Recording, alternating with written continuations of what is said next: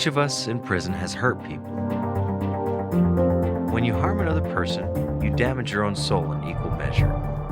That damage causes a ripple effect, spreading pain, hurt, and despair. Too often, prison is a place where the same behavior that brought us here is perpetuated and exacerbated, creating an environment of anger and hopelessness.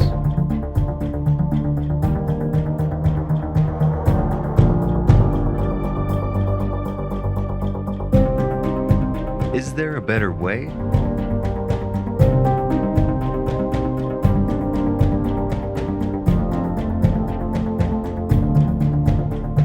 A single act of kindness can change all this. Kindness reactivates the humanity in each of us, empowering us to make new choices, starting a different kind of ripple effect, one of healing and joy.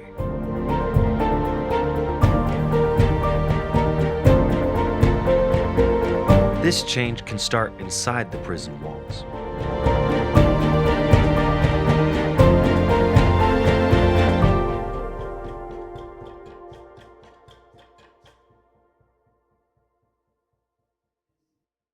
So the first moments I was in the class, the original teacher expounded that kindness is actually our first nature. And I realized that, and as I started processing that, various different ways it just grew and took on an organic nature just in that 1 minute. It was like the Matrix. But I was like, wow, man, you know something? No one has ever said, if you ask anybody that knows me, I've been around 40 years, and people will say a lot of things about me. Man, that guy is this, or that guy is this, or that guy is this. Nobody would ever say that Reginald's kind. Reginald's a kind guy. I thought, you know something? That is what I'm going to do. From now on, the first thing I want people to say, oh, I know that guy, Reginald. He's kind. When we're nice, when we're not mean to people, that can be seen as a weakness, and people have tended to prey on that. I was out getting ice, and I looked over and I seen a guy walking out of my cell with a TV, and I looked at the picture on the TV and I thought, that guy's got my TV. And I thought, what in the world is going on? And as I'm walking back to my cell, I thought, all right, this can go one of two ways. I can go and respond my old way. I can put a lock on a shoestring and I can go beat the brakes off this guy. That's an option. I just took a breath, I went in my cell, kind of sat down, took a couple breaths, relaxed for a second. And I thought, you know what? It's a TV. No one needs to get hurt over this. I said, what's going on with you? He says, what do you mean? And I says, well, you took my TV. I did? He says, well, yeah, you took my TV. What's going on with you that took it? He says, well, my TV's missing. And I didn't want to not have a TV, so I just found a TV. I said, okay. And I kind of chuckled, and I said, why'd you take mine? He says, to be honest with you, I didn't even know it was yours, and I'm really sorry that I took your TV.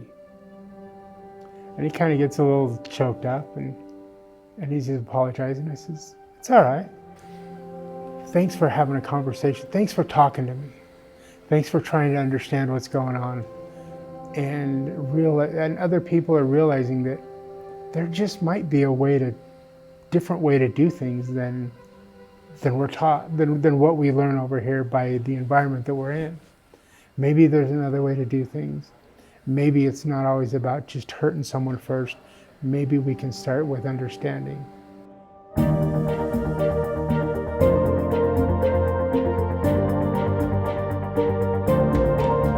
Too often in life, you know, I've done it a lot where something negative happens to me and then I just ruminate on it all day, and I go home and I tell my wife, and we focus on those negative things that happen.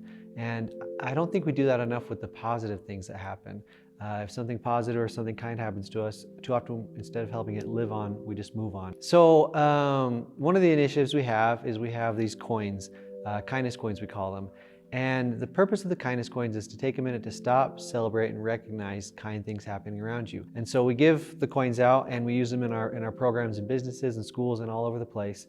And what you do is you have the coin and you carry it with you, so you feel it in your pocket and you know you're on the lookout for kind things happening. And when you see something happen or someone does something kind for you, you take a minute and you stop, recognize, and celebrate it.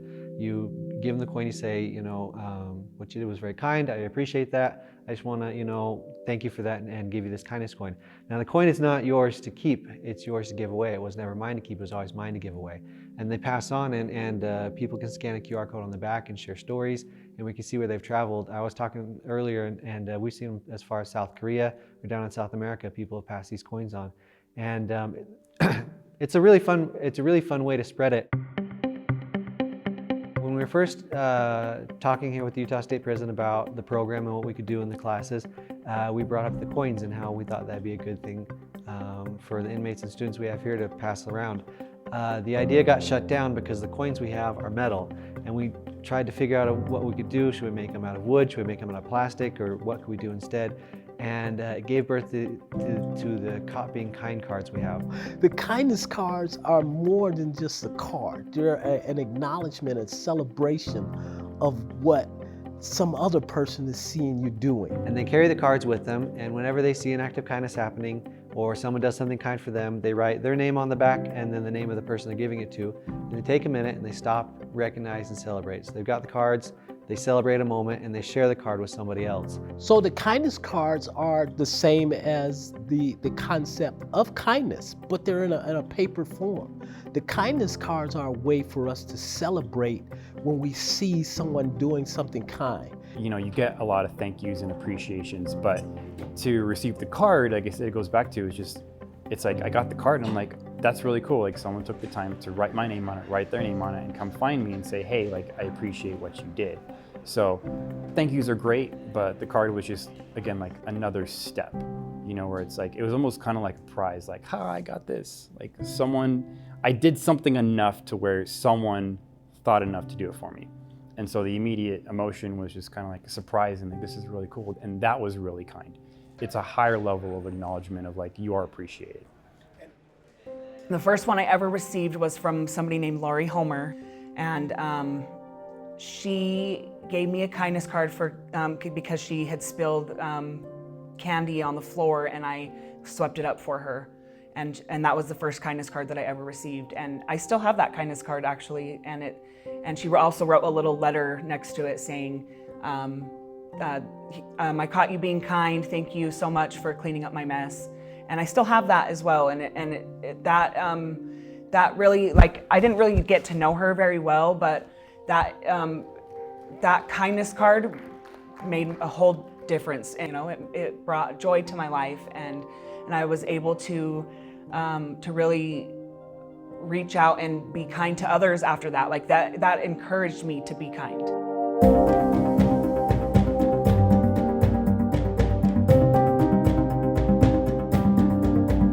Research shows that even observing an act of kindness helps your body feel happier and healthier and helps you be more kinder. So it's an important thing for the people you surround yourself with. You should surround yourself with kind people so you see more of it. Kindness, when it's expressed, feels good. We know that acts of kindness stimulate neurotransmitters that are feel-good neurotransmitters.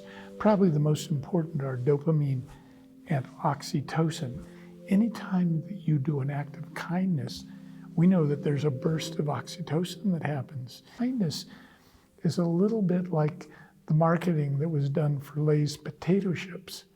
There's an intrinsic thing that happens that feels so good, you just can't do just one. You've got to do more. And every one of us, regardless of wherever we are in the office, we are in correctional facility, we are in hospital, we are in school, wherever we are, whenever we practice that kindness, it has a magic that it propagates and makes everybody feel better and makes the person who gives kindness, he receives the most in this case. So One Kind Act Today just came to me as a program that we promote something that we all have in our heart and we are born with, and that's kindness. And that empowerment, that if we can promote that and give that empowerment back to the people that they are in those situations, that is the good that comes of it is limitless.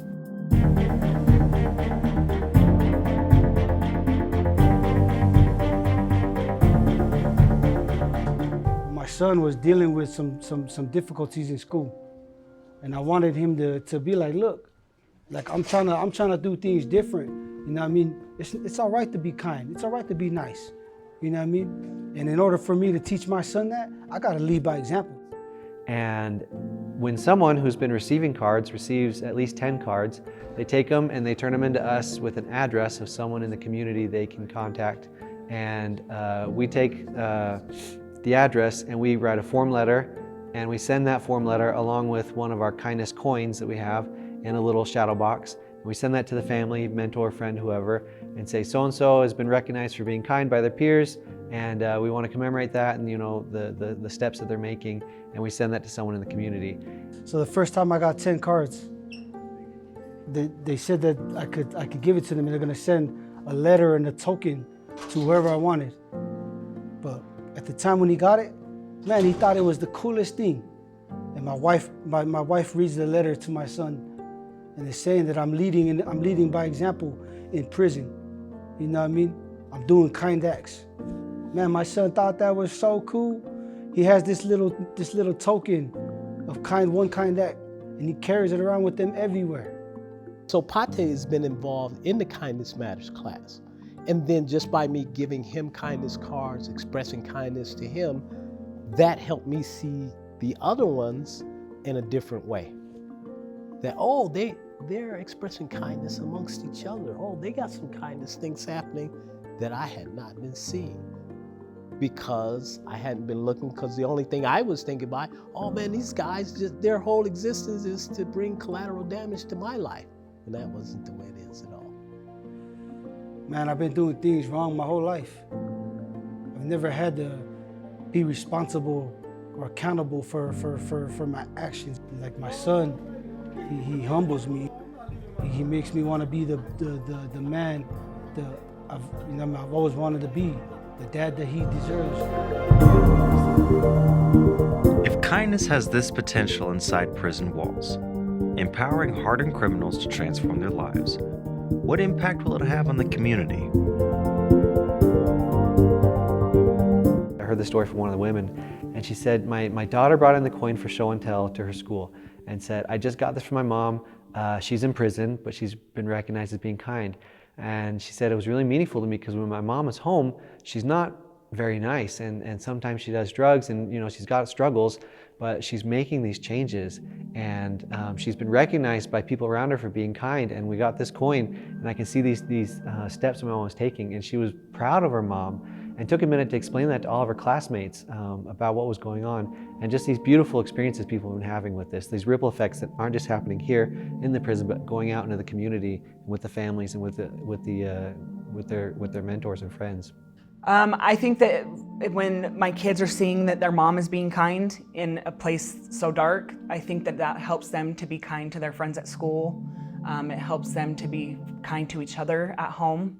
And I think that it has really inspired them and inspired my mom to even be nice to people at work, and because if I can do it in prison, then they should be able to do it where they are. It doesn't have to be complicated.